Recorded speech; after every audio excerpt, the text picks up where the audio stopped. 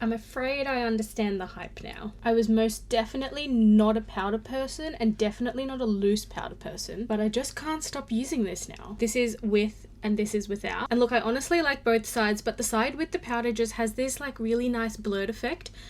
And I'm afraid I understand why people loved Huda Beauty powder. This is actually not sponsored. I genuinely can't stop using this. It just looks so nice. But I still don't quite understand how to bake. So if you do bake with a loose powder, how do you do it? How long do you leave it on for? I'm just using a powder puff, dipping it in, blending it on my hand, and then like patting it in. And like I don't usually powder by darker skin, but I've been using the translucent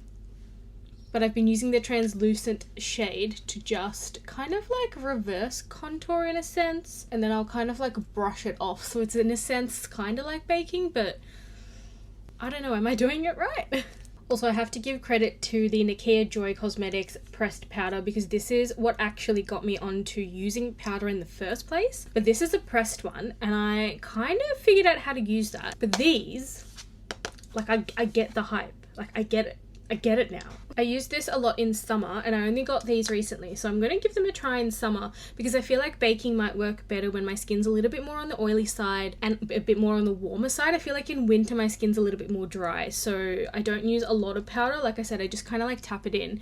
But when my skin was a lot more oilier, I loved using this in the summer. So I'm excited to give these a try in the warmer weather. But I fear I am now a powder girl. I didn't think it was necessary, and I still don't think it's super necessary for everyone. But I really like using it. And I can't stop using it.